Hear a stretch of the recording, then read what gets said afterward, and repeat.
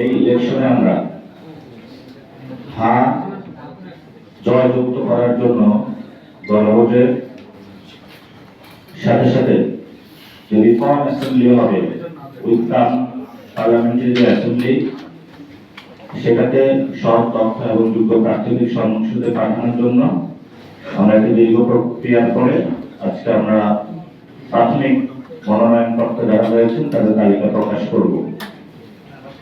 সেই ক্ষেত্রে পুরো বাংলাদেশের মানুষকে আমরা আহ্বান জানাবো যে আপনারা যখন ভোট দিতে যাবেন তবে গণভোটের হায়ের পক্ষে একটু ভোট দিবেন আপনারা, এবং যারা প্রার্থী তালিকায় আমাদের নমিনেশন প্রাপ্ত হবেন তাদের প্রতি আমাদের ইনস্ট্রাকশন থাকবে যে আপনারা হায়ের পক্ষে মাঠে ক্যাম্পেইন করবেন, সাপ্তাহিক ভোট চাইবেন, এবং এই মনোনয়ন যারা পেয়েছেন আমাদের জাতীয় নাগরিক পার্টি যে কোনো সময় যদি কেউ বিশৃঙ্খলা সৃষ্টি করে তার বিরুদ্ধে দুর্নীতি, চাঁদাবাজি, সন্ত্রাস, ঋণখেলাপি, ক্রিমিনাল কোনো অফেন্স অ্যাক্টিভিটিস পাওয়া যায়, আমরা এটা জনগণের সামনে প্রকাশ করতে যাচ্ছি জনগণের কোর্টে।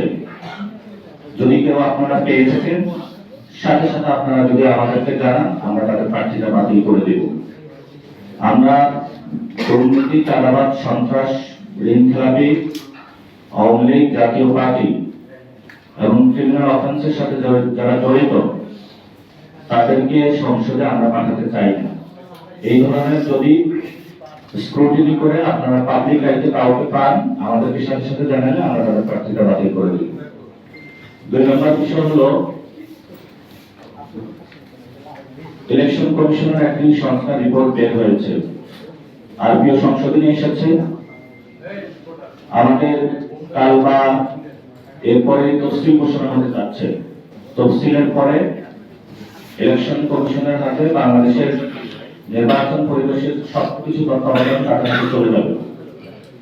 আমাদের যারা প্রার্থী হবেন, দলীয় নেতা কর্মী রয়েছেন পুরো বাংলাদেশে, আমরা তাদেরকে আহ্বান জানাবো তফসিল ঘোষণার পরে নির্বাচনী যে নীতিমালা বিধি রয়েছে প্রত্যেকটি পুঙ্খানুপুঙ্খানুভাবে আপনাদের পালন করতে হবে। যদি কারো পোস্টার থাকে, ব্যানার থাকে, সরাসরি গিয়ে উপস্থিত হয়ে নামিয়ে ফেলবেন। আমরা এই ইলেকশনে নির্বাচন কমিশনের যে নীতিমালা রয়েছে অক্ষরে অক্ষরে পালন করতে চাই।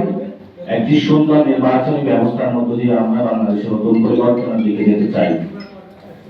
সেই ক্ষেত্রে যারা মনোনয়ন প্রাপ্ত হচ্ছেন এবং অপরাপর রাজনৈতিক দল সবার প্রতি আমাদের আবেদন থাকবে নির্বাচন কমিশন পার কোটা যে 10 টাকা করে নির্ধারণ করেছে সেই ক্ষেত্রে বেশি শক্তি এবং টাকার খেলার যে রাজনীতি হচ্ছে সেই টাকার খেলা রাজনীতি থেকে বের হয়ে নির্বাচন কমিশনের নীতিমালা অনুযায়ী ফাইন্যান্সিয়াল পলিসি এবং ক্রিমিনাল যে পলিসিগুলো রয়েছে যে অপরের প্রতি আমরা বাজি ব্যবহার করব না, সেই ধরনের প্রত্যেকটা নিয়ম নীতি মেনে আপনারা মাঠে কাজ করবেন।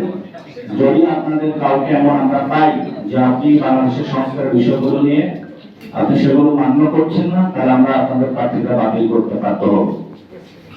এবং কেউ যদি মাঠে বিশৃঙ্খলা সৃষ্টি করে, দলীয় শৃঙ্খলা ব্যত্যয় করে কোন কাজে লিপ্ত হয়, আমরা তাদের প্রার্থীটা বাতিল করব।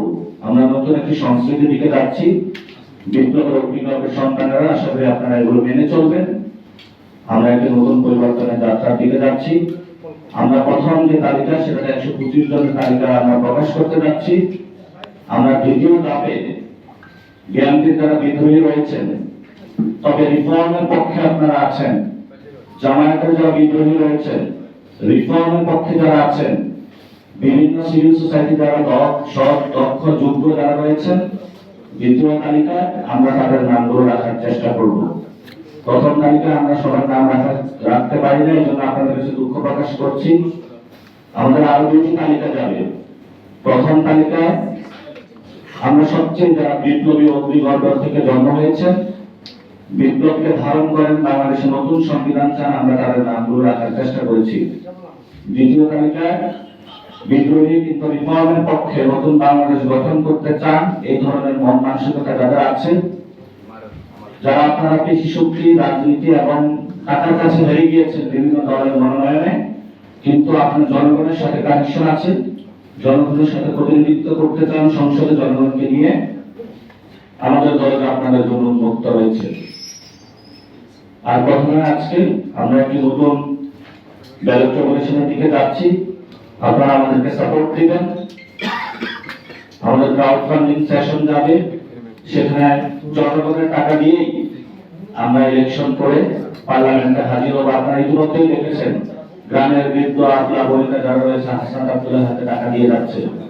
আমরা এমন একটি বাংলাদেশ দেখতে চাই যেখানে হলো গডফাদার হয়ে, সন্ত্রাসী হয়ে জনগণের পকেটে টাকা কেটে নিয়ে ভোট কেনার জন্য এক্সটর্শনের মাধ্যমে নতুন একটি নব্য ফেসিজম সৃষ্টির দিকে যারা পায়তারা চালাচ্ছে, আমরা এই নির্বাচনে তাদেরকে না বলবো, নতুন বাংলাদেশের পক্ষে হ্যাঁ বলবো গণভোটে এবং 7 লাখের বিজয় ইনশাআল্লাহ ছিনিয়ে আনবো।